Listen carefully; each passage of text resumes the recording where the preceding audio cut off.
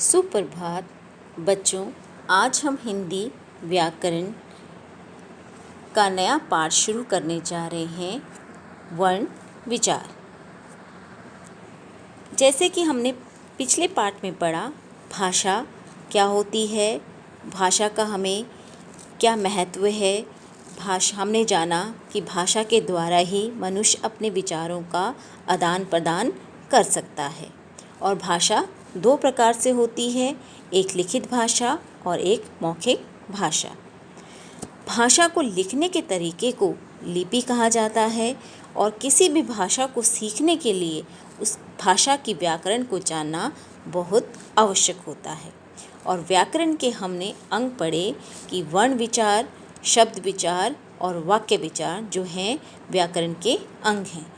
उन अंगों में से आज हम वर्ण विचार को पढ़ने जा रहे हैं। भाषा की सबसे छोटी ध्वनि को वर्ण या अक्षर कहते हैं। वर्ण किसी भी भाषा के मूल आधार होते हैं और वर्णों के मेल से ही शब्द बनते हैं। भाषा की लिखित या मौखिक छोटी से छोटी ध्वनि जिसके और अधिक खंड नहीं हो सकते, जिसके और अधिक टुकड़े नहीं किया जा सकता, ऐसा अक्षर जिसको और नहीं तोड़ सकते, उसको हम वर्ण कहते हैं। जैसे कि पाठशाला है, पाठशाला के मैं सारे अक्षरों को अलग अलग कर दूं, पाठ और शाला अलग हो गया, तो ये फिर मैं इनके और टुकड़े हर वर्ण को अलग अलग कर दूं तो ये फिर एक आपके पास वर्ण बचते हैं। उनको हर वर्ण का अर्थ यह हुआ कि भाषा की वे छोटी से छोटी ध्वनि जिसके और खंड नहीं हो सकते, उन्हें वर्ण कहा जाता है। जैसे क, ख, ग, घ, न, ये हमारे वर्ण हैं। जब हम इन वर्णों को व्यवस्थित समूह को, इस वर्णों के व्यवस्थित समूह को क्या कहा जाता है? जब इन वर्णों को क्रम में लिखते हैं तो उसे कहा जाता है वर्णमाला। वर्णों के व्यवस्थित समूह को वर्णमाला कहते हैं। जैसे कि आप लिखते हैं क, ख, ग, घ, ण, च, छ, ज, झ, अ से लेकर आप ज्ञानी तक जितने भी व्यंजन लिखते हैं, वर्णमाला जो लिखते हैं, स्वर और व्यंजन जो पूरे हैं, उनको हम वर्णमाला कहते हैं। इनके व्यवस्थित समूह को वर्णमाला कहा जाता है। और हिंदी वर्णमाला में कुल 92 वर्ण हैं, 52 वर्ण होते हैं। बच्चों, इसके बाद हम पढ़ेंगे स्वर वर्णों के जो भेद होते हैं। वर्णों के दो भेद होते हैं। वर्णों के दो भेद होते हैं, स्वर और व्यंजन। वर्णों के कितने भेद होते हैं? स्वर और व्यंजन। इसके बाद स्वर के भी भेद होते हैं। स्वर के दो भेद हैं, मूल स्वर और संयुक्त स्वर। मूल स्वर में अ, आ, ई, उ, ए, ओ आएंगे और संयुक्त स्वर में अ प्लस ए और अ प्लस ओ, ये हमारे संयुक्त स्वर हैं। तो मूल स्वरों के भेद जो हैं वो मूल स्वरों को 3 भेदों में बांटा गया। हमारे जो स्वर हैं उनके आगे 3 भेद हैं। पहला है ह्रस्व स्वर, दीर्घ स्वर और प्लुप्त स्वर। ह्रस्व स्वर क्या होते हैं? ह्रस्व स्वर का अर्थ होता है जिन स्वरों के उच्चारण में कम समय लगता है, उन्हें ह्रस्व स्वर कहते हैं। ह्रस्व स्वर 4 होते हैं, जिसमें जिन स्वरों के उच्चारण में आपको अधिक नहीं जोर लगता है, बहुत ही कम समय लगता है, उनको हम बोलते हैं ह्रस्व स्वर। जैसे अ, आ, उ और ऋषि। ऋषि की मात्रा री के रूप में लगाई जाती है। आपको पता है जब हम ऋषि की मात्रा लगाते हैं जो ऋषि है, जो री की उच्चारण जो होता है वह र को ई की मात्रा री का उसका उच्चारण होता है। तो इन जो 4 वर्ण हैं, इनके उच्चारण में हमें कम समय लगता है, इसलिए इन्हें ह्रस्व स्वर कहा जाता है। इसके बाद हमारे पास आता है दीर्घ स्वर। ये स्वर जिनके उच्चारण में ह्रस्व स्वर से थोड़ा सा समय दुगना लगता है, उनका दीर्घ स्वर होते हैं। स्वरों के उच्चारण में, बोलने में, उच्चारण करते समय या बोलने में हमें ह्रस्व स्वर के उच्चारण से दुगना समय लगता है, उससे डबल टाइम लगता है, उन्हें हम दीर्घ स्वर कहते हैं।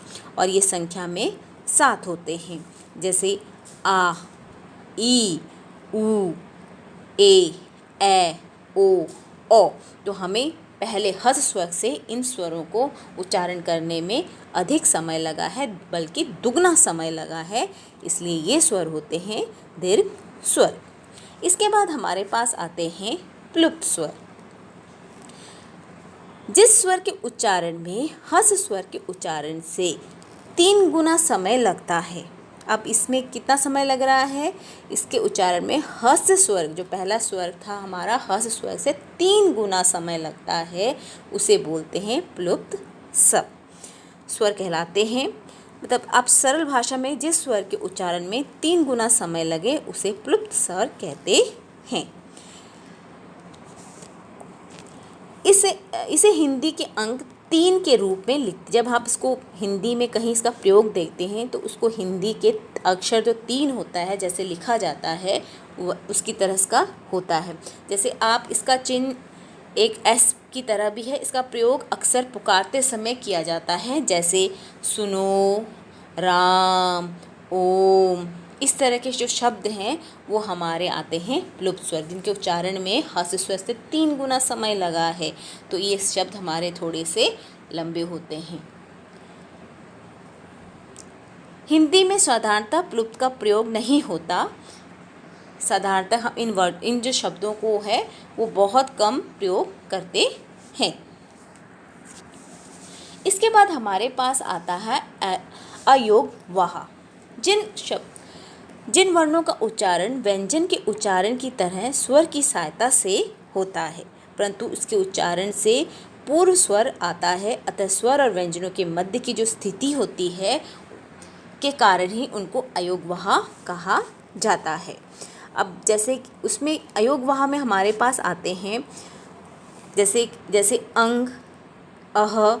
अब अंग के ऊपर बिंदी लगाते हो, इसमें अनुस्वार का बिंदु लगाया जाता है, अक्षर का सहारा लिए जाते हैं, तो ये हमारा बन जाता है अंग।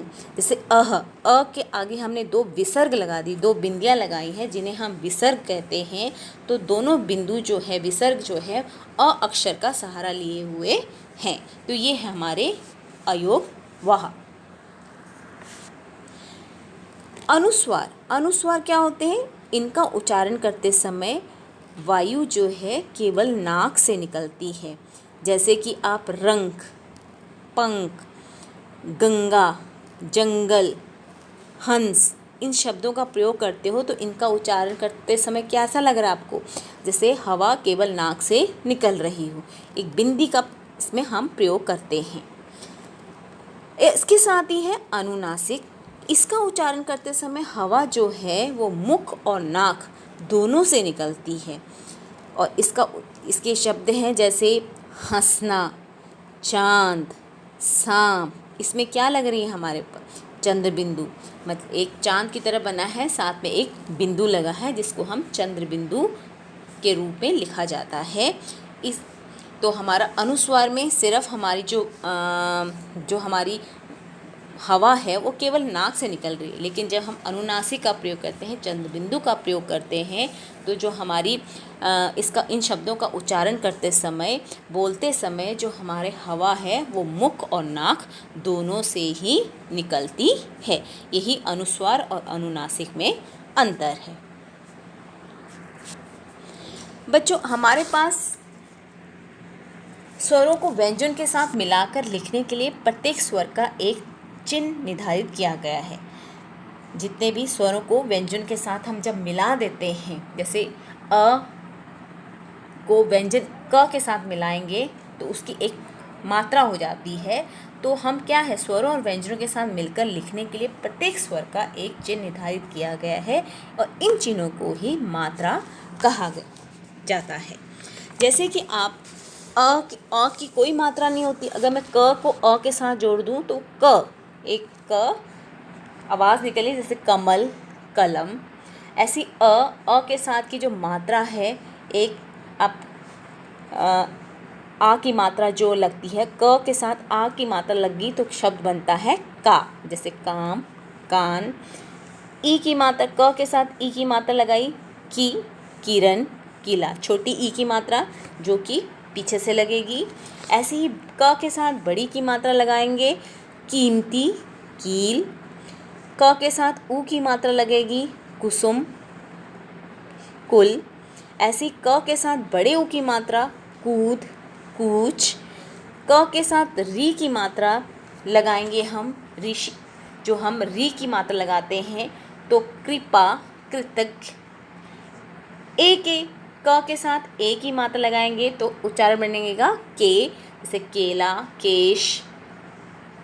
क के साथ ए की मात्रा लगाएंगे तो बनेगा कै, जैसे कैसा, कैद। क के साथ ओ की मात्रा लगाएंगे तो बनेगा कोट, कोयल।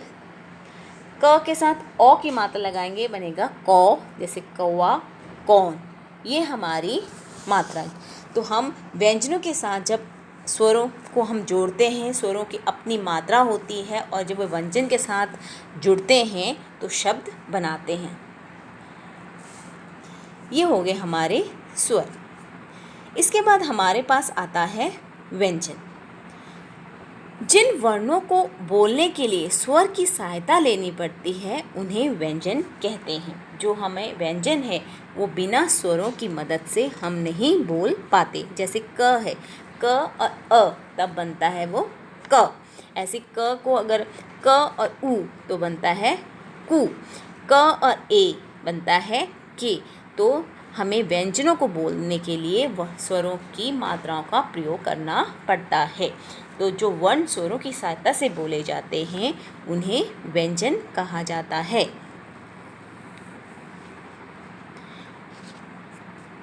व्यंजनों के प्रकार। व्यंजन 3 प्रकार के होते हैं। व्यंजन हमारे पास कितने प्रकार के होते हैं? 3 प्रकार के। पहला है स्पर्श व्यंजन, अंतस्थ व्यंजन और ऊष्म व्यंजन। जो पहला व्यंजन है स्पर्श व्यंजन, ये 25 व्यंजन होते हैं। इनकी जो संख्या है जिन व्यंजनों का ये 25 है। स्पर्श व्यंजन क्या होते हैं? जिन व्यंजनों का उच्चारण करते समय फेफड़ों से निकलने वाली वायु कंठ, तालु, अपने दांत, होंठों को स्पर्श करती है। जब हमारी जीवा जो है, हमारे होंठ आपस में जुड़ते हैं, हमारी जीभ हमारे तालु को लगती है, हमारे दांतों को लगती है, तो इसलिए इन्हें स्पर्श व्यंजन कहते, क्योंकि छूती है, टच करती है, इसलिए इन्हें स्पर्श व्यंजन कहते हैं। क से लेकर म तक ये 25 वर्णों को स्पर्श व्यंजन कहा जाता है। और इनके 5 वर्ग होते हैं। 5 वर्ग होते हैं, जैसे क, ख, ग, घ, ण। तो पहला हमारा क है, तो क वर्ग ये कंठ से स्पर्श करते हैं। ये हमारे हमेशा गले से छूते हैं, स्पर्श करते हैं। फिर हमारे पास आता है च, छ, ज, झ, ण। च इसको हम बोलते हैं च वर्ग, ये तालु का स्पर्श करते हैं। उसके बाद हमारे पास आता है ट वर्ग, क्योंकि ट से शुरू होते हैं, ट, ठ, ड, ढ, ण, तो ये मूर्धना का स्पर्श करते हैं। उसके बाद आता है त वर्ग, त, थ, द, ध, न, ये दांतों का स्पर्श करते हैं। पांचवा आता है हमारे पास प वर्ग यानी कि प, फ, ब, भ, म, ये होठों का स्पर्श करते हैं। पहले अक्षर से ही इनका वर्गीकरण किया गया है। क वर्ग, च वर्ग, ट वर्ग, त वर्ग और प वर्ग। तो इस प्रकार से ये व्यंजन जो स्पर्श व्यंजन है, इनकी संख्या, कुल संख्या जो है वो 25 होती है। इसके बाद हमारे पास आता है अंतस्थ व्यंजन। जिन व्यंजनों का उच्चारण स्वरों और व्यंजनों के बीच स्थित होता है, जो हम स्वरों और व्यंजनों के बीच में आते हैं, उन्हें अंतस्थ व्यंजन कहते हैं। ये 4 हैं, जैसे य, र, ल और व। ये इनका उच्चारण जीभ, तालु, दांत, होंठों के परस्पर सटाने से होता है, किंतु कहीं भी पूर्ण स्पर्श नहीं होता, लेकिन वो पूरी तरह से छुएंगे नहीं। य आप बोल के देखिए, य, र, ल, व, थोड़ा थोड़ा सा ही टच होता है, बहुत अधिक टच नहीं होता है। तो ये हमारे हैं अंतस्थ व्यंजन, जिनकी संख्या 4 है, और ये हैं य, र, ल और व। इसके बाद हमारे पास आता है ऊष्म व्यंजन। इन व्यंजनों का उच्चारण करते समय मुख से हवा आपस में टकराकर गर्मी पैदा करती है। जब ऊष्म का अर्थ होता है गर्म, ऊष्म शब्द से ही आपको लग गया, ऊष्म का अर्थ है गर्म। जिन वर्णों के उच्चारण के समय हवा मुख के विभिन्न भागों में टकराए सांस में गर्मी पैदा कर दे तो उसे कहते हैं ऊष्म व्यंजन कहा जाता है। इन व्यंजनों के उच्चारण में समय वायु मुख से रगड़ खाकर ऊष्मा पैदा करती है, यानी कि उच्चारण के समय मुख में गर्म हवा निकलती है, इसलिए इन्हें ऊष्म व्यंजन कहा जाता है। जैसे श, स, स, ह, श, श, स, ह। तो आपको इसमें जोर लग रहा है आपके गले में भी, और इसमें गर्माहट आपके मुंह से आ रही है। इन शब्दों के उच्चारण करने में ऊष्मा पैदा हो रही है, गर्मी पैदा हो रही है, एक रगड़ पैदा हो रही है, तो ये हमारे हैं ऊष्म व्यंजन। ये भी 4 व्यंजन होते हैं जिनों का उच्चारण करते समय हवा मुख से अलग अलग भागों से टकराती है। ये हो गए हमारे ऊष्म व्यंजन। बच्चों, इसके बाद हमारे पास आता है संयुक्त अक्षर। जब एक स्वर रहित व्यंजन और दूसरा स्वर सहित व्यंजन से मिलता है तो वो संयुक्त अक्षर कहलाता है। जैसे कि उदाहरण दिया है क और त, आधा क और त, तो ये संयुक्त अक्षर हो गए।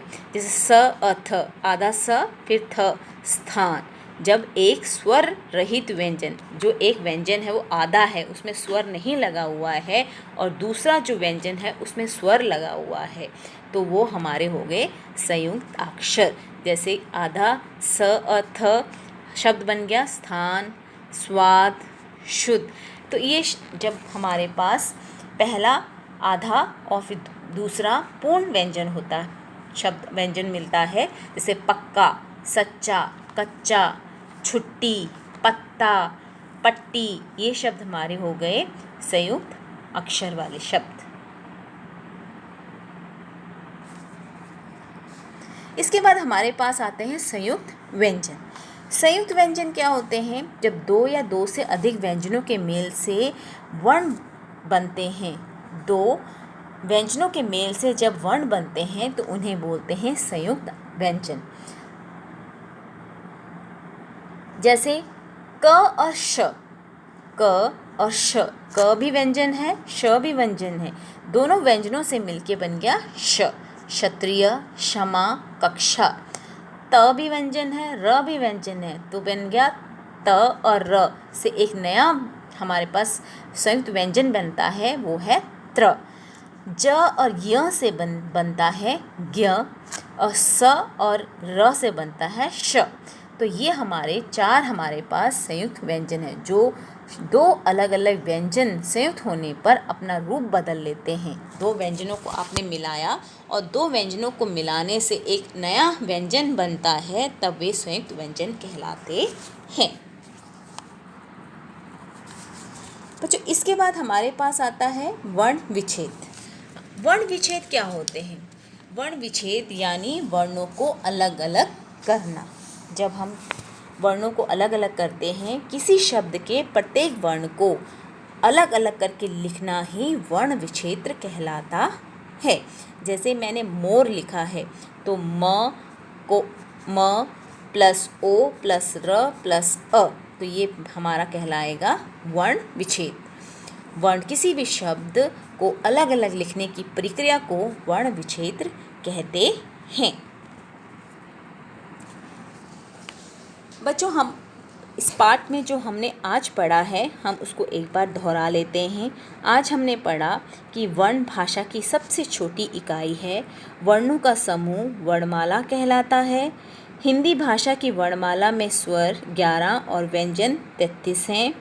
अंग और अह अयोगवाह कहलाते हैं। स्वर के 3 भेद हैं, ह्रस्व स्वर, दीर्घ स्वर, क्लुप्त स्वर।